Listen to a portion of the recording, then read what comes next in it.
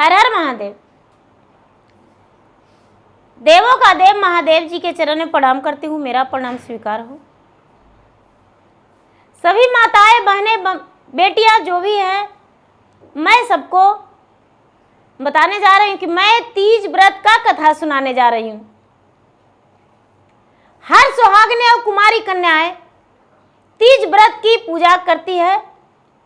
हरतालिका तीज व्रत रखती है अपने पति के लंबे आयु के लिए, और कुमारी कन्या अच्छे पति के लिए तीज व्रत रखती है। हरतालिका तीज पूजा व्रत रख के पूजन करती है नियम अनुसार। वो भी निराहार निराजल रहती है, उपवास रहती है। शंकर भगवान के पाने के लिए माता पार्वती 12 वर्ष तपस्या किए थे, निराहार निराजल।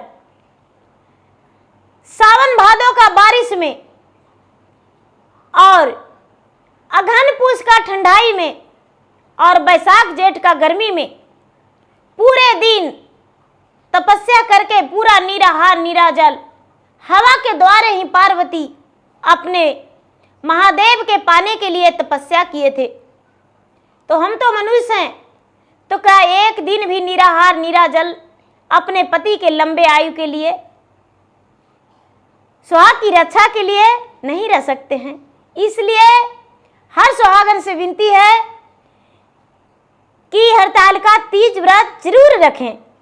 जिनका 1 साल छूट भी गया है, 2 साल छूट भी गया है, तो कोई दिक्कत नहीं। तीज व्रत करना चाहिए फिर से छोड़कर, हर व्रत को छोड़कर दोबारा उठाना चाहिए। किसी कष्ट में हम पड़ गए तो क्या तीज व्रत नहीं करेंगे या कोई व्रत दोबारा नहीं करेंगे? ऐसी बात नहीं है। तो अब चलिए कथा सुनाते हैं। एक राज्य में एक राजा थे। राजा साहब का 2 बेटियां थी, एक बड़ी और एक छोटी। बड़ी वाली बेटियां जो थी बेचारी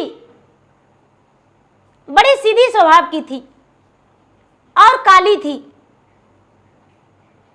और छोटी वाली बेटियां बहुत सुंदर थी, बहुत सुंदर थी। राजा साहब अपने छोटी बेटी से बहुत प्यार करते थे,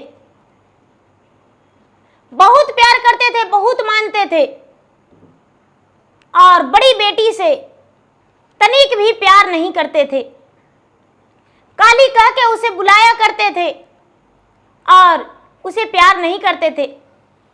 मां बेचारी बार बार अपने पति को समझाया करती थी कि पतिनाथ, आप ऐसे दुर्व्यवहार क्यों करते हैं?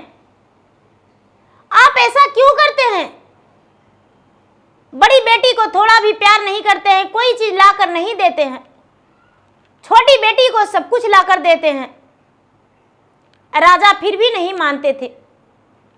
धीरे धीरे समय बीतता गया और दोनों बेटियां बड़ी हो गई।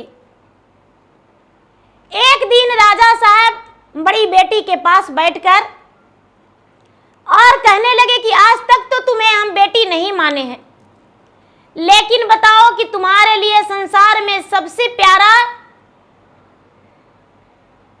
क्या चीज है, और तुम किसके भाग्य के खाती हो? बड़ी बेटी बोली, पिताजी, सबसे प्यारा तो मुझे संसार में भावना है, प्रेम है। जब प्रेम नहीं है तो कुछ नहीं है। और खाने की बात रही तो अपना भाग्य की खाते हैं। एक बात सुनकर तो राजा बड़े आग बबूला हो गए और कहने लगे कि ऐसा कोई बात नहीं। छोटी बेटी को पास गए और कहने लगी कि बेटी, तुम्हारे लिए संसार में सबसे ज्यादा प्यारा क्या चीज है? कौन है? पिताजी, आप हैं। और तुम किसकी भाग्य की खाती हो? पिताजी, आपके भाग्य के खाती हूं। ठीक है बेटी। इतना कहके और चले गए। छोटी बेटी के लिए हरे अनेक राजघराने से रिश्ता आ रहा था, क्योंकि बड़ी सुंदर थी,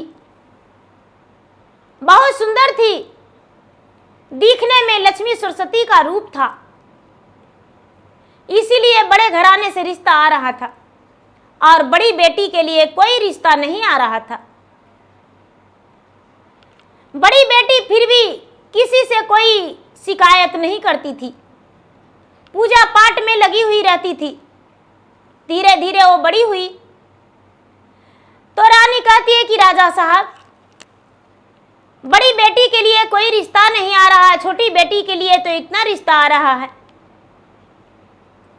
लेकिन बड़ी बेटी के लिए खुद का ढूंढना पड़ेगा। राजा कहते हैं कि जिंदगी भर ये कुमारी रहेगी, इसके लिए कोई रिश्ता नहीं ढूंढेंगे और न ही इसका ब्याह करेंगे। रानी कही कि नहीं राजा साहब, ऐसा नहीं होना चाहिए। ये बात सुनकर रानी बड़ी दुखी हो गई और ब्राह्मण के पास गई। ब्राह्मण तो ब्राह्मण कोई ब्राह्मण नहीं थे, महादेव स्वयं एक ब्राह्मण का रूप धारण करके और एक पत्रा लेकर रास्ते में आ रहे थे। ये ब्राह्मण को देखकर रानी बोली कि क्या आप ब्राह्मण हैं? तो महादेव स्वयं थे, कहते हैं कि हाँ मैं एक ब्राह्मण हूं। क्या बात है, बोलो। रानी बोली कि महाराज मेरा 2 पुत्री है, एक छोटी एक बड़ी। बड़ी वाली को मेरे पति बिल्कुल प्यार नहीं करते और कहते हैं कि कुंवारी रहेगी। कौन ऐसा व्रत करे कि जिसमें उसका ब्याह अच्छे घराने में हो और उसका पति अच्छा मिले। महादेव कहते हैं कि हरतालिका तीज व्रत जो है सुहागन के लिए और कुमारी कन्याओं के लिए बहुत माननीय और बहुत अच्छा व्रत है। यदि हरतालिका तीज व्रत करेगी तो उसे अच्छा पति मिलेंगे, अच्छा परिवार मिलेंगे। रानी बोली कि तो ठीक है। रानी घर आई और समय आने पर भाद्र मास शुक्ल पक्ष द्वितीया के दिन रानी बड़ी बेटी से बोली कि बेटी, कल के दिन हरतालिका तीज व्रत है तो आज भोजन अच्छे से शुद्ध शुद्ध बनाना। और छोटी बेटी से बोली कि बेटी तुम भी हरतालिका तीज व्रत करो और हम भी रखेंगे।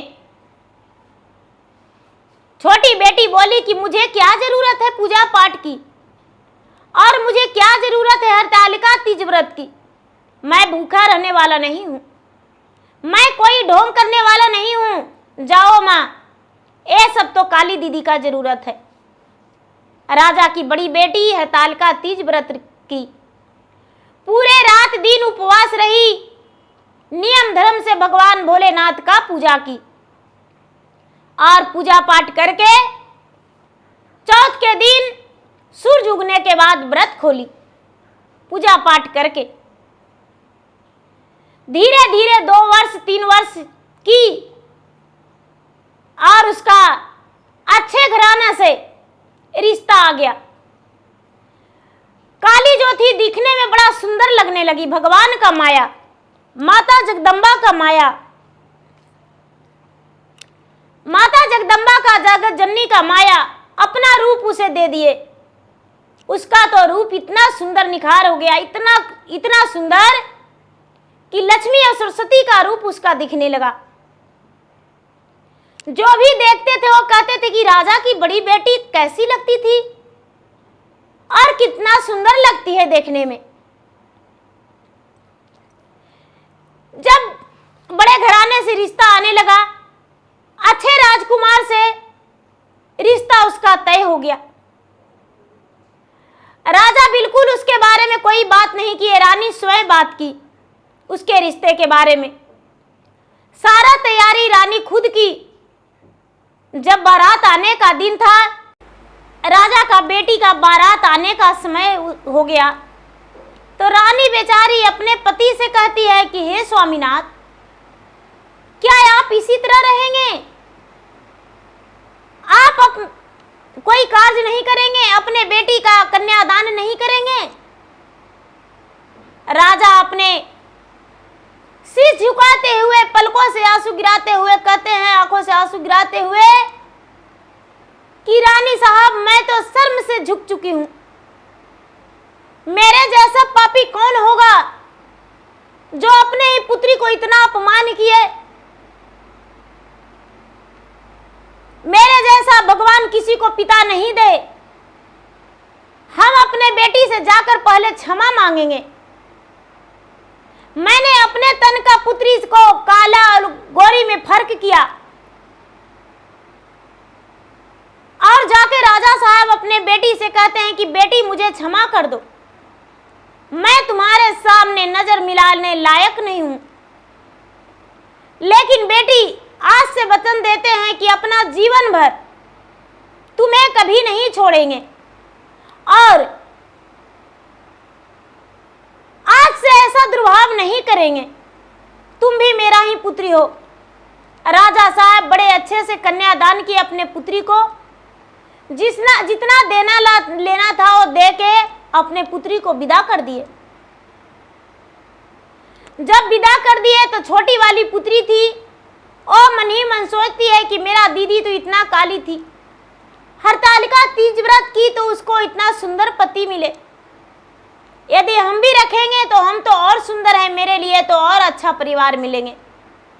देखा देखी छोटी बहन भी हरतालिका तीज व्रत करने लगी और उसका भी घरवर परिवार अच्छा मिले और वो भी अच्छे जीवन बिताई। दोनों बहनें अपने अपने ससुराल में खुशी जीवन बिताई, कोई प्रकार का कोई दुख नहीं हुआ। तो मेरा वीडियो कैसा लगा? मेरा वीडियो यदि अच्छा लगा होगा तो मेरा वीडियो को लाइक करें, शेयर करें। चैनल पर यदि नए हैं तो चैनल का सब्सक्राइब करें, बेल आइकन घंटी को दबाएं, जो कि मेरा वीडियो का नोटिफिकेशन सबसे पहले आपके पास जाए, आप मेरा वीडियो का सुन सके, देख सके। कमेंट बॉक्स में जय तीज माता, हर हर महादेव जरूर लिखें। धन्यवाद।